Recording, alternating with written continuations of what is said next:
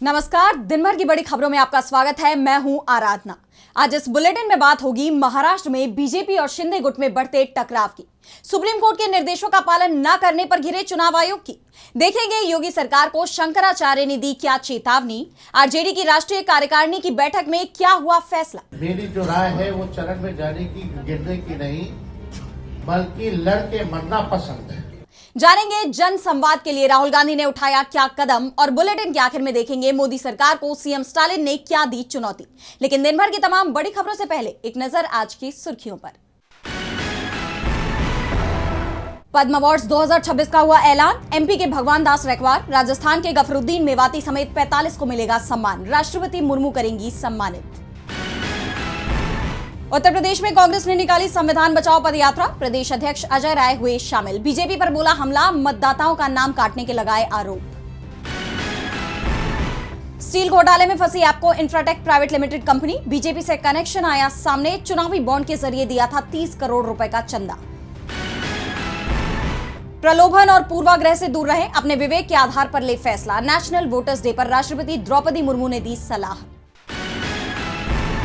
PM Modi के मन की बात का 130वां एपिसोड। पीएम ने उद्योग और स्टार्टअप में लगे युवाओं से की गुणवत्ता पर जोर देने की अपील। अर्थव्यवस्था में तेजी से बढ़ोतरी की कही बात। ये तो थी सुर्खियां। अब बात आज की सबसे बड़ी खबर की। मुंबई में किसकी सत्ता होगी, किसका मेयर होगा? बीएमसी में मेयर पद को लेकर शिंदे झुकेंगे या बीजेपी को समझौता करना होगा? अब तक इसे लेकर कुछ भी साफ नहीं हो पा रहा है, जिसके बाद मेयर पद विपक्ष के कब्जे में जाने की संभावना बनती दिख रही है। बीजेपी ने मुकाबले से हटने की बात भी कह दी है। तो कैसे मुंबई पर कब्जे की लड़ाई हारती दिख रही है बीजेपी, देखिए इस रिपोर्ट में। महाराष्ट्र में बीजेपी और शिंदे के बीच ठन गई है, जिसके चलते मुंबई में मेयर पद का चुनाव ही फंस गया है। पहले दावा किया जा रहा था कि 31 जनवरी तक मुंबई को नया मेयर मिल जाएगा। मेयर महिला बनेगी ये तो तय हो गया है, लेकिन कब चुनाव होगा ये तय नहीं हो पा रहा है, क्योंकि चुनाव टाल दिया गया है। बीएमसी की तरफ से कारण बताया गया है कि बीजेपी और शिंदे की शिवसेना के पार्षदों ने ग्रुप के रूप में रजिस्ट्रेशन नहीं कराया है। जब तक पार्षदों के रजिस्ट्रेशन नहीं होंगे, मेयर चुनाव की प्रक्रिया शुरू नहीं होगी। इस बीच शिंदे बीएमसी में मेयर पद की दावेदारी छोड़ने को तैयार नहीं है। बीजेपी शिंदे के बिना बीएमसी में अपना मेयर नहीं बनवा सकती। उसके पास 89 सदस्य हैं, बहुमत 114 का है, यानी बहुमत से 25 कम। ऐसे में शिंदे के समर्थन के बिना बीजेपी बहुमत के पार नहीं पहुंच पाएगी। और अब बीजेपी की तरफ से साफ कर दिया गया है कि शिंदे ने साथ नहीं दिया तो वो बीएमसी में विपक्ष में बैठेंगे। बीजेपी नेता सुधीर मुनगंटीवार ने कहा कि बीएमसी में मेयर महायुति से बनेगी और ये बीजेपी का होगा। अगर बीजेपी का मेयर नहीं बनता है तो हम विपक्ष में बैठना पसंद करेंगे। तो बीजेपी ने शिंदे को सीधे चेतावनी दे दी है कि वो बीएमसी पर उनका दावा मंजूर नहीं करेगी। वैसे खबर ये भी आ रही है कि बीजेपी की तरफ से शिंदे को डिप्टी मेयर का पद देने का प्रस्ताव दिया गया है, लेकिन शिंदे डिप्टी मेयर पद के लिए तैयार नहीं है। उन्होंने बीएमसी में स्थायी समिति, सुधार समिति और सर्वश्रेष्ठ विकास समिति के अध्यक्ष पद पर भी दावा ठोक दिया है। वैसे बीजेपी और शिंदे की शिवसेना में सिर्फ बीएमसी को लेकर ही टकराव नहीं चल रहा है, बल्कि मीरा भयंदर और कल्याण डोंबिवली नवी मुंबई को लेकर भी टकराव चल रहा है। मीरा भयंदर में शिवसेना ने कांग्रेस से हाथ मिला लिया है, जबकि कल्याण डोंबिवली में बीजेपी के खिलाफ एमएनएस और उद्धव गुट के पार्षदों को साथ लेकर बहुमत का आंकड़ा पार कर लिया है। नवी मुंबई में मेयर पद को लेकर पेंच फंसा है। वैसे पेंच सिर्फ बीजेपी और शिंदे के बीच ही नहीं फंसा है, बल्कि नागपुर के मेयर पद को लेकर भी बीजेपी के अंदर ही टकराव दिख रहा है। यहाँ सीएम देवेंद्र फडणवीस और नितिन गडकरी आमने सामने हैं।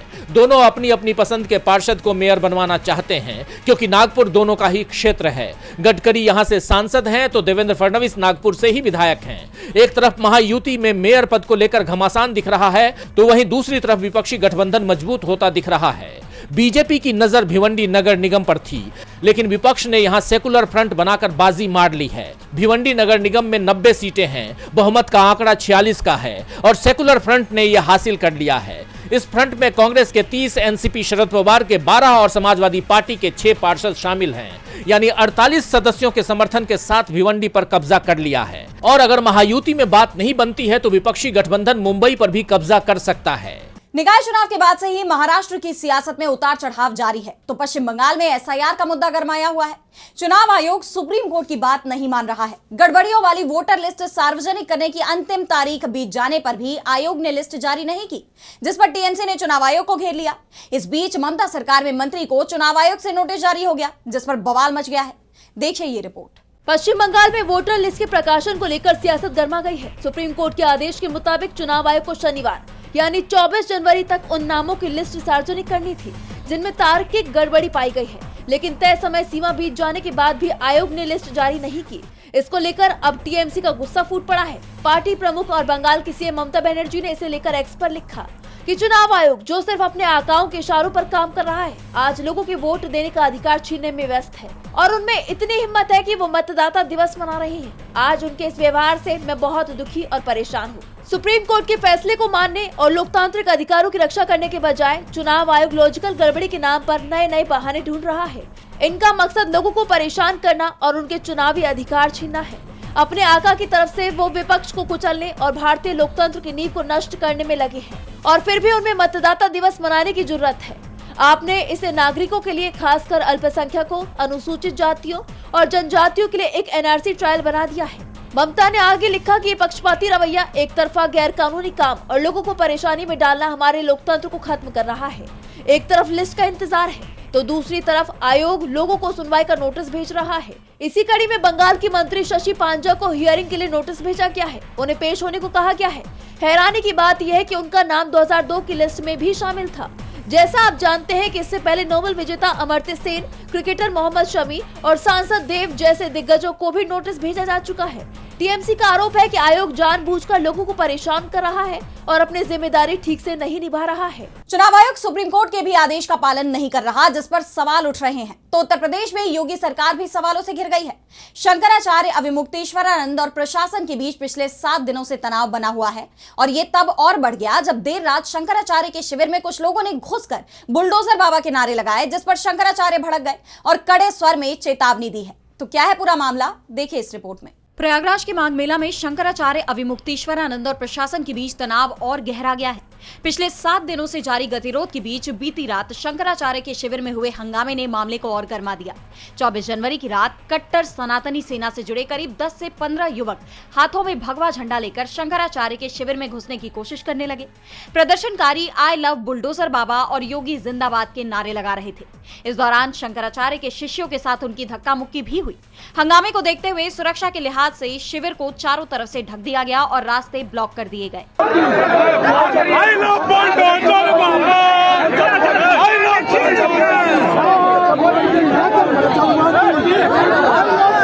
इस घटना पर पहली बार बयान देते हुए शंकराचार्य अविमुक्तेश्वरानंद ने सीधे तौर पर बीजेपी सरकार को निशाने पर लिया।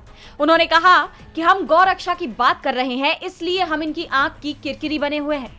हमारे ऊपर आक्रमण सोची समझी साजिश है, लेकिन जितना जुल्म होगा मैं उतनी ही मजबूती से खड़ा रहूंगा। मैं पीछे हटने वाला नहीं हूं। इस घटना के बाद शिविर प्रभारी ने पुलिस में शिकायत दर्ज कराई है। उन्होंने बताया कि हमलावर लाठी डंडों से लैस थे और कोई बड़ी घटना घट सकती थी। फिलहाल शंकराचार्य के समर्थकों ने उनकी सुरक्षा बढ़ाने की मांग की है। हाल ही में उनके प्रवक्ता ने शंकराचार्य की जान को खतरा भी बताया था, जिसके बाद ये घटना सामने आई है। शंकराचार्य अविमुक्तेश्वरानंद ने योगी सरकार को सख्त चेतावनी दी है, तो तेजस्वी भी अपने फॉर्म में लौट आए हैं। बिहार में आरजेडी की राष्ट्रीय कार्यकारिणी की बैठक बुलाई गई। इस दौरान विधानसभा चुनाव के नतीजों से लेकर पार्टी की आगे की रणनीति तक कई मुद्दों पर चर्चा हुई और साथ ही तेजस्वी यादव को नई जिम्मेदारी भी सौंपी गई।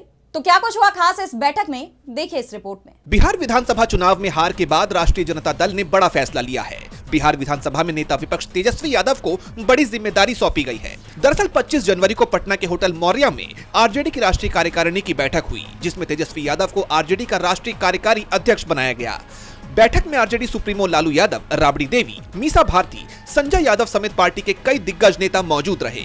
इस बैठक में बिहार चुनाव के नतीजों पर भी चर्चा हुई, साथ ही भविष्य की दिशा और आगे की रणनीति पर भी मंथन हुआ। इसी दौरान तेजस्वी यादव को कार्यकारी अध्यक्ष बनाए जाने का भी फैसला ले लिया गया। आरजेडी की तरफ से कहा गया कि एक नए युग का शुभारंभ, तेजस्वी यादव बनाए गए राष्ट्रीय जनता दल के कार्यकारी अध्यक्ष। वहीं आरजेडी के प्रवक्ता एजाज अहमद ने कहा कि राष्ट्रीय अध्यक्ष की मंजूरी के बाद विपक्ष के नेता तेजस्वी यादव को पार्टी का राष्ट्रीय कार्यकारी अध्यक्ष नियुक्त करने का प्रस्ताव रखा गया। पूरी समिति ने सर्वसम्मति के साथ इस प्रस्ताव को स्वीकार कर लिया और आज से तेजस्वी पार्टी और राष्ट्रीय अध्यक्ष के दिशा निर्देशों का पालन करते हुए पार्टी के राष्ट्रीय कार्यकारी अध्यक्ष के रूप में अपना कार्यभार संभालेंगे। हालांकि पार्टी अध्यक्ष अभी भी लालू प्रसाद यादव ही रहेंगे, लेकिन कार्यकारी अध्यक्ष के तौर पर तेजस्वी यादव के नाम के ऐलान के बाद ये अटकलें तेज हो गई हैं कि आगे चलकर तेजस्वी यादव ही पार्टी की कमान संभालेंगे। राजनीतिक जानकार तो इन शक्लों पर मुहर लगाते हुए भी नजर आ रहे हैं। इसके पीछे मुख्य रूप से तेजस्वी का युवा चेहरा होना माना जा रहा है। अब देखना होगा कि पार्टी के लिए ये फैसला कितना फायदेमंद साबित होता है। अब तेजस्वी यादव पार्टी की कमान संभालेंगे। आरजेडी की इस घोषणा से राज्य की एनडीए सरकार की चिंता बढ़नी तय मानी जा रही है। तो चिंता लोकसभा में नेता विपक्ष राहुल गांधी ने भी बढ़ा दी है। अक्सर ही जब वो मैदान में उतरते हैं तो उन लोगों के बीच जाते हैं जिनकी आवाज आमतौर पर कोई नहीं सुनता। अब राहुल ने एक ऐसा कदम उठाया है जिससे बीजेपी की परेशानी और बढ़ सकती है। राहुल ने लोगों से सीधा संवाद करने को लेकर अहम घोषणा की है। तो क्या है पूरी खबर, जानने के लिए देखिए ये रिपोर्ट। लोकसभा में नेता विपक्ष और कांग्रेस सांसद राहुल गांधी की बढ़ती लोकप्रियता पहले से ही बीजेपी को खटकती रही है। वो कुछ भी करके इसका तोड़ नहीं निकाल पाई। जिस तरह राहुल गांधी लोगों के बीच जाते हैं, आम लोगों की आवाज बनते हैं, उससे उन्होंने अपने लिए लोगों के मन में अलग जगह बनाई हुई है और अब वो इसे एक नए आयाम पर ले जाने की तैयारी में है। कांग्रेस सांसद ने एक ऐसा पोर्टल लॉन्च किया है जिससे आम लोग आसानी से अपनी बात उन तक पहुंचा पाएं। जिस तरह बीते कुछ वक्त से एयर पोल्यूशन की समस्या ने पूरे देश की जनता को बेहाल कर दिया है, खास तौर पर राजधानी दिल्ली से तो लगातार ऐसी खबरें सामने आ रही हैं जो इस खतरे को लेकर चिंता बढ़ा रही हैं। ऐसे में अब कांग्रेस सांसद ने इसे लेकर उन्होंने एक मुहिम छेड़ दी है। उन्होंने आवाज भारत के नाम से एक पोर्टल शुरू किया है जिस पर लोग अपनी राय लिख सकते हैं। यानी आम आदमी सीधे तौर पर राहुल गांधी तक अपने विचार पहुंचा सकता है ताकि वो इस मुद्दे को और आगे बढ़ाएं। इसकी जानकारी देते हुए कांग्रेस सांसद ने अपने सोशल मीडिया पर एक पोस्ट किया है। उन्होंने लिखा कि हम हवा प्रदूषण की भारी कीमत चुका रहे हैं। अपनी सेहत और अपनी अर्थव्यवस्था से करोड़ों आम भारतीय हर दिन ये बोझ उठाते हैं। बच्चे और बुजुर्ग सबसे ज्यादा इसके कारण पीड़ा सहते हैं। निर्माण श्रमिक और दिहाड़ी कामगार जैसे व्यवसाय इसकी सबसे बड़ी मार झेलते हैं। अगली सर्दी तक इस संकट को भुलाया नहीं जा सकता। बदलाव की दिशा में पहला कदम अपनी आवाज उठाना है। हवा प्रदूषण ने आपको या आपके अपनों को कैसे प्रभावित किया है? अपनी कहानी नीचे दिए गए लिंक पर शेयर करें। आपकी आवाज मायने रखती है और इसे उठाना मेरा फर्ज है। राहुल के इस कदम ने बीजेपी की चिंता बढ़ा दी है क्योंकि अब राहुल ने जनता से सीधा संवाद करने का एक नया तरीका निकाला है जिससे मोदी सरकार की मुश्किलें बढ़नी तय मानी जा रही है। राहुल ने जनता से सीधा संवाद का रास्ता ढूंढ निकाला है जिससे वो लोगों के मुद्दे को और मजबूती से उठा पाएंगे। वहीं समाजवादी पार्टी भी बनारस की धरोहरों को नष्ट करने को लेकर आक्रामक रुख अपनाए हुए है। बनारस के मणिकर्णिका घाट पर बुलडोजर एक्शन के बाद सपा का एक डेलीगेशन 25 जनवरी को घाट का दौरा करने पहुंचा, लेकिन इस दौरान कुछ ऐसा हुआ जिससे मोदी सरकार की नीतियों पर गंभीर सवाल उठने शुरू हो गए हैं। तो क्या है पूरी खबर, जानने के लिए देखिए ये रिपोर्ट। 25 जनवरी को सपा नेताओं का एक डेलीगेशन मणिकर्णिका घाट का दौरा करने वाला था जिसका ऐलान समाजवादी पार्टी ने पहले ही कर दिया था, लेकिन अब इस दौरे को रोके जाने की खबर सामने आई है। दरअसल चंदौली से सपा के सांसद वीरेंद्र सिंह को कैंट पुलिस ने मणिकर्णिका घाट जाने से रोक दिया और उनके आवास पर पुलिस की तैनाती कर दी गई, जिस पर आपत्ति जताते हुए उन्होंने कहा कि प्रशासन हमें तथ्यों को जुटाने के लिए आगे बढ़ने नहीं दे रहा है और पुलिस ने हमारे समर्थकों को मणिकर्णिका घाट जाने से रोकने के लिए लाठीचार्ज करने की धमकी दी है। तो वहीं दूसरी तरफ वाराणसी में कोतवाली क्षेत्र के नक्कास में समाजवादी पार्टी के नेता लालू यादव को पुलिस ने घर में ही नजरबंद कर दिया। इस पर सपा प्रमुख अखिलेश यादव ने बीजेपी पर तीखा हमला बोला। उन्होंने एक्स पर लिखा, एआई है या सच्चाई, सपा का डेलीगेशन बस यही जानने काशी गया है। उसको रोकना चोर की दाढ़ी में तिनका है, भाजपा विनाश का दूसरा नाम है। सपा नेताओं का कहना है कि वो इस तरह की कार्रवाई से डरने वाले नहीं हैं और वो अपने अधिकारों के लिए लड़ते रहेंगे। उन्होंने प्रशासन से मांग की है कि उन्हें मणिकर्णिका घाट जाने की इजाजत दी जाए ताकि वो वहां की असली स्थिति का पता लगा सके। बता दें कि सपा नेता मणिकर्णिका घाट पर जाकर वहां की स्थिति का जायजा लेना चाहते थे, लेकिन प्रशासन ने उन्हें ऐसा करने से रोक दिया, जिसे लेकर कार्यकर्ताओं ने प्रशासन के खिलाफ नारेबाजी की और अपनी आवाज उठाई। सपा नेताओं को रोके जाने की इस घटना ने वाराणसी का राजनीतिक माहौल गर्मा दिया है। सपा नेताओं के इस विरोध प्रदर्शन के बाद माना जा रहा है कि वो अपनी आवाज को उठाने के लिए तैयार हैं, चाहे प्रशासन की तरफ से कितनी भी रुकावटें क्यों न हो। वाराणसी में सपा नेताओं की नजरबंदी और उनके विरोध प्रदर्शन ने एक बार फिर से ये साफ कर दिया है कि मणिकर्णिका की सियासी आंच अभी ठंडी नहीं होने वाली है। और बुलेटिन के आखिर में देखेंगे मोदी सरकार को सीएम स्टालिन ने क्या दी चुनौती। तमिलनाडु में भाषा को लेकर केंद्र सरकार और राज्य सरकार के बीच टकराव बढ़ता जा रहा है। सीएम स्टालिन लगातार मोदी सरकार को कई चेतावनी देते नजर आ रहे हैं। इसी कड़ी में अब एक बार फिर उन्होंने हिंदी भाषा को लेकर मोदी सरकार को चैलेंज कर दिया है। तो क्या कहा है सीएम स्टालिन ने और क्या है ये पूरी खबर, जानने के लिए देखिए ये रिपोर्ट। 25 जनवरी को तमिलनाडु के सीएम एमके स्टालिन ने तमिल भाषा शहीद दिवस पर राज्य के भाषा शहीदों को श्रद्धांजलि दी। इस दौरान उन्होंने बड़ा बयान देते हुए कहा कि यहाँ हिंदी के लिए कभी भी कोई जगह नहीं होगी। हम इसे थोपने का हमेशा विरोध करेंगे। तमिल भाषा के लिए हमारा प्यार कभी नहीं मरेगा। जब भी हिंदी को हम पर थोपा गया, इसका उसी तेजी से विरोध भी किया गया। मैं उन शहीदों को कृतज्ञता पूर्वक सम्मान देता हूँ जिन्होंने तमिल के लिए अपनी जान दे दी। भाषा युद्ध में अब और कोई जान नहीं जाएगी। जैसे आप जानते हैं कि तमिलनाडु की स्टालिन सरकार और केंद्र के बीच लंबे समय से राज्य में हिंदी भाषा के इस्तेमाल को लेकर तकरार चल रही है। पिछले साल मार्च में सीएम स्टालिन ने स्टेट बजट 2025 से 26 के सिंबल से रुपए का सिंबल हटाकर तमिल भाषा में रुपए को दर्शाने वाले रुबाई का पहला अक्षर लगा दिया था। दरअसल सीएम स्टालिन केंद्र सरकार की 3 लैंग्वेज पॉलिसी का विरोध करते रहे हैं।